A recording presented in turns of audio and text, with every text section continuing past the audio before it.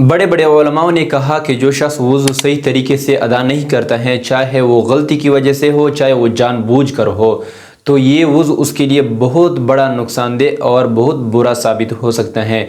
और चंद उलमा ने तो यहाँ तक बात बयान की है कि जो शख्स वज़ू सही तरीके से अदा नहीं करता है और फिर नमाज पढ़ता है तो इसी सजदे की वजह से वो काफिर हो जाता है और वो उसका ये अमल कुफ्र के ज़ुमरे में आ सकता है। उन्होंने मिसाल ये दी है कि जो शख्स वज़ू सही तरीके से अदा नहीं करता है, सही तरीके से क्या हो गया, बाज़ लोगों की वज़ू में गलतियाँ होती हैं जिनको पता नहीं होता है कि बाजू कहाँ तक धोना है और चेहरा कहाँ से कहाँ तक धोना है। और बाज़ ख़वातीनों की ये बहुत बड़ी गलती होती है कि उन्होंने अंगूठे रिंग लगाए होते हैं या उनकी चूड़ियाँ होती हैं या नील पॉलिश लगाए होते हैं, तो इनकी वजह से वहाँ तक पानी पहुँचाना मुश्किल हो जाता है।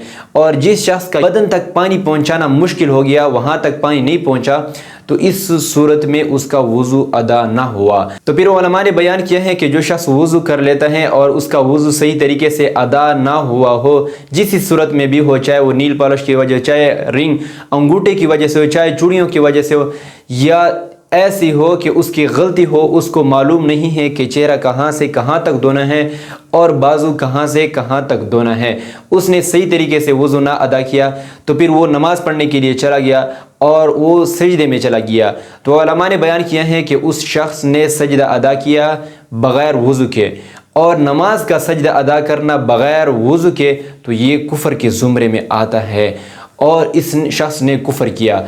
और फिर अगर किसी का निकाह हुआ हो और निकाह के बाद ये गलती करते हैं, यानी निकाह के बाद चाहे वो मर्द हो चाहे वो औरत हो, ये गलती करते हैं कि उसका नमाज वज़ू जो है सही तरीके से अदा ना हुआ हो और वो नमाज़ पढ़ते हैं, नमाज में सजदे के दौरान वो चले जाते हैं और सजदा उसने अदा किया बग़ैर वज़ू के, नमाज का सजदा, तो इस सूरत में उसका निकाह उलमा कहते हैं जब उस शख्स ने कुफ्र किया तो इससे कुफ्र की वजह से फिर निकाह तो भी टूट गया। जब निकाह टूट गया, वो हम बिस्तरी करता है अपनी बीवी के साथ, तो इससे जो औलाद पैदा होती हैं वो हराम के होते हैं। चंद ऐसे सख्त मिजाज उलमा ने बयान किए हैं, लेकिन ये तमाम का मुत्तफ़िका फ़ैसला नहीं है और मुत्तफ़िका फ़तवा नहीं है। लेकिन ये एक वजह भी हो सकती है कि आजकल बहुत सारे लोग ये भी कहते हैं कि आजकल सुकून नहीं है, आजकल चैन नहीं है, आजकल बेचैनी है, बेसुकूनी है।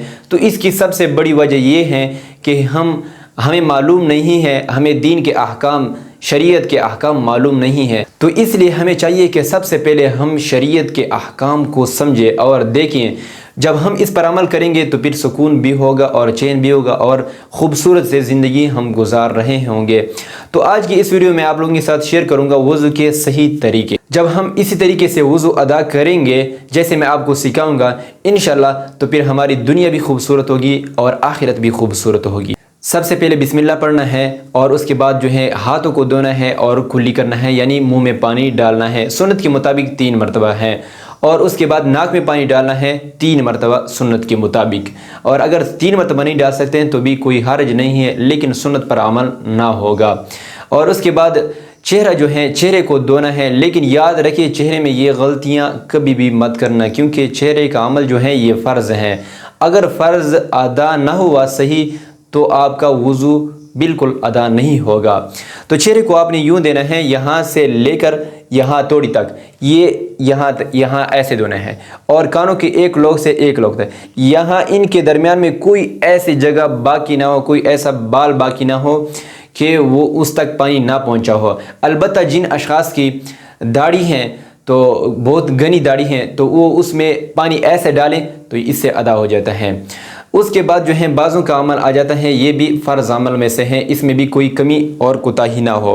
बाजू का अमल जो है उसमें बहुत सारी बातें हैं, लेकिन यहाँ तक मैं आपको बात बताता हूँ। यहाँ ये हड्डी जो है कोहनी तक, यहाँ आपने इसी समेत इसी को धोना है और ये 3 मरतबा धोना है सुन्नत के अमल के मुताबिक। उसके बाद है मसा करना।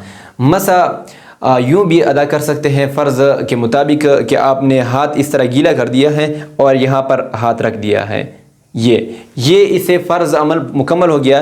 لیکن اگر سنت کے مطابق ادا کرے تو سنت کے مطابق بھی استعمال کر سکتے ہیں۔ لیکن یہ چوتھائی سر کا مسح کرنا، یہاں ہاتھوں کو گیلا کر کے یہاں سر پر رکھنا، یہ ضروری ہے، یہ بالکل کسی حالت میں بھی نہ رہ جائے۔ اور اس کے بعد جو ہے پاؤں کو دھونا، پاؤں اس طریقے سے دھوئیں کہ انگلی سے لے کر یعنی یہ پنڈلی تک مکمل آپ نے اس کو دھونا ہے، اس میں کوئی کمی کوتاہی اور کوئی ایسا بال اور کوئی ایسی جگہ نہ رہ جائے جہاں تک پانی نہ پہنچا، کیونکہ پاؤں تک پانی پہنچانا مشکل نہیں ہے، اس پر اتنے بال بھی نہیں ہوتے ہیں اور نہ کوئی ایسی جگہ ہے کہ جہاں تک پانی نہ پہنچ سکتا ہو۔ البتہ سنت کا خیال رکھتے ہو اس میں اس کا انگلیوں کا خلال بھی کر سکتے ہو، پھر صحیح طریقے سے پانی پہنچ جائے گا۔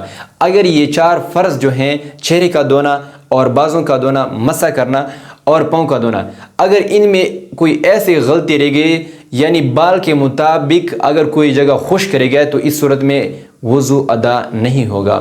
تو اس ویڈیو کا بنانے کا مقصد یہ ہے کہ سب سے پہلے ہم ان اعمال کو درست کر لیں جو دین کے بنیادی مقصد ہیں، یعنی وضو کے بغیر ہماری نہ نماز قبول ہوتی ہیں، نہ دعائیں قبول ہوتی ہیں، یعنی ہم کوئی عبادت نہیں کر سکتے، نہ قرآن پڑھ سکتے ہیں، کوئی عبادت نہیں کر سکتے ہیں۔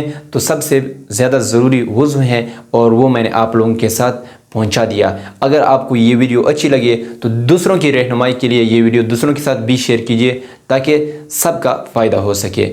والسلام۔